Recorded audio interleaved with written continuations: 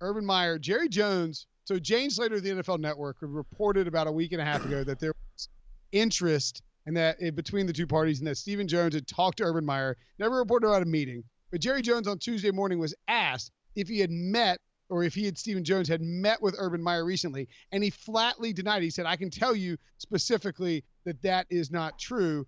He said, that's not correct. I can confirm it's absolutely not correct. We have not met with any coach, not met with any specifically. Why? And answer that question. I don't want to. And then this is what gets a little weird. It's very Jerry Jonesy, because they're about to ask, it's like RJ and Shan on 105.3 The Fan. They're about to ask him another question, and he keeps talking, and he goes, now, normally when somebody says, have you met with such and such, or are you interested in such and such, you say, I have not. The implication is you're not interested.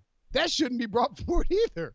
So he was basically like, we'd kind of like to talk to Urban Meyer. I don't know. Do you think there's a legitimate interest there between the Cowboys and Urban Meyer, understanding that, you have like, I'm not trying to put you in a compromised situation. Just, do you think it would be a good fit? Do you think there's a legitimate interest? Is that a possible ending here for the Cowboys? Let me first ask this question. Is Jerry saying that he hasn't talked to Urban Meyer, or no one, like Stephen Jones, hasn't talked to Urban Meyer? See, no, this is the beauty. And I wrote about this on Tuesday. Jerry Jones was asked, have you had a meeting with Urban Meyer? And he said, I can tell you, there's no meeting. We never had a meeting. No meeting at all. And that's the beauty of semantics when it comes to Texarkana talk, is that you can be like, absolutely no meeting. But you could have called Urban and been like, hey, man, this Chase Young kid's pretty good. Do you want to coach the Cowboys? Like, you know what I mean? Like, that's not a meeting. That doesn't count as a meeting. It's a please. Right. And there's all sorts of times when you get, coaches running into another, into each other and all that. It's not a meeting. They just ran into each other, right? And they had to have a conversation. I'll start off by saying this. Like, I think if Urban wanted to take that job, he'd do a tremendous job. He's been a winner at every level, wherever he's been. And I think one of the reasons why I don't doubt his ability to go to the NFL level and have success is, he has all those foundational pieces that you look for in a head coach to be able to be successful. One of the things I've appreciated working with him this past year is he's got a very clear focus on what he needs to do or what he wants to do in order to be successful. I think there's so many times, and one of the mantras that you see in New England is do your job. Okay, but a lot of people sometimes try to go outside of what their actual job requires and what they're being asked to do. And I think one of the things that he does a tremendous job of is making sure that everyone understands what exactly their job is, how it should be done, and what they need to do to accomplish it.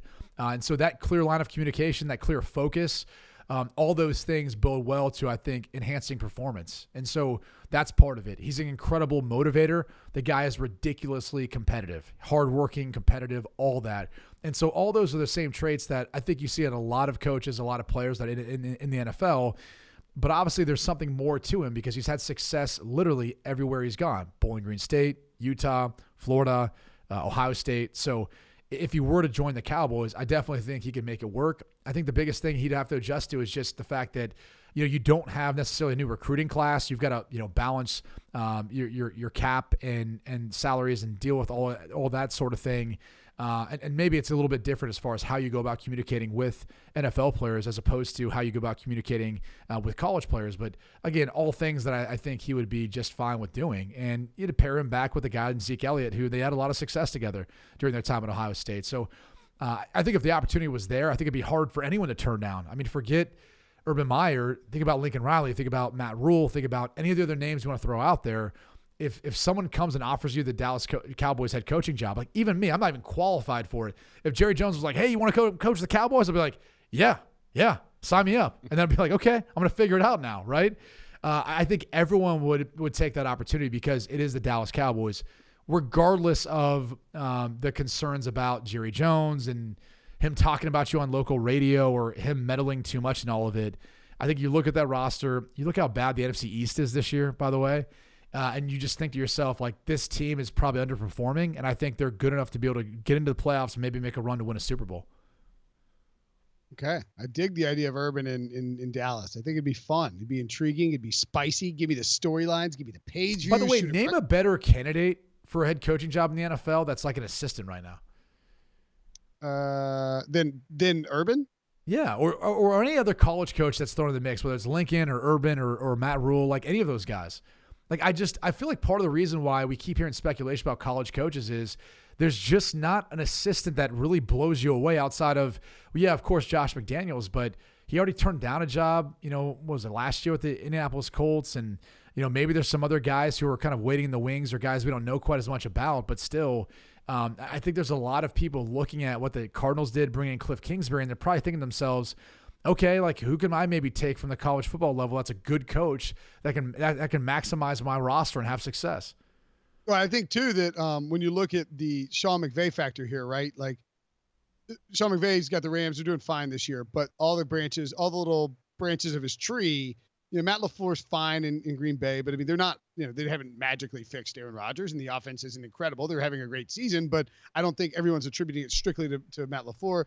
Zach Taylor, as we mentioned, one win in Cincinnati. And then even in like Denver, where you got an older defensive coach who sort of deserved a first chance in Vic Fangio, there hasn't been like this great success to these first-year head coaches. And so I think people are probably wary of bringing in assistants like a Freddie Kitchens. And they're like, well, Kingsbury actually doing pretty good in Arizona with limited talent. He's ran a program before, so why not give it a shot with a Matt Rule or somebody like that? That is sort of where I see the line of thinking going with these owners. I'm with you. I think another name you got to keep in mind, especially if you feel like the Dallas Cowboys are tied to Dak Prescott, would be Dan Mullen.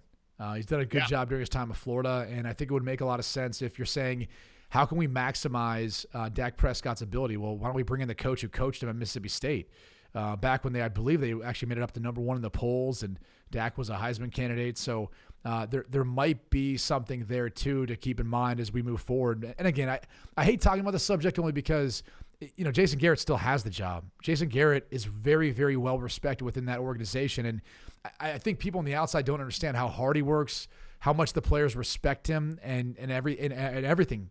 You don't hear that as much on the outside. You hear people kind of just making fun of him, clapping all the time and whatever he does. But he really does have the team's attention. Unfortunately, for whatever reason, he just hasn't been able to maximize their potential.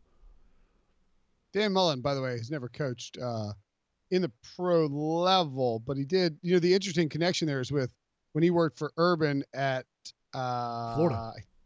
No, yeah, he worked with Urban at Florida, but when he worked for Urban at Notre Dame, they went and studied under Scott Linehan, who eventually would craft the playbook that Dak Prescott ran before Kellen Moore, and similarities. And by the way, it's not just clapping we make fun of him for, us unknowledgeable, sarcastic block. Who's the headset going to? Who's it going to, Ryan? Ryan. Who's getting the headset? What's that? Oh, yeah. Oh, that's me. This is where you say, good job clapping.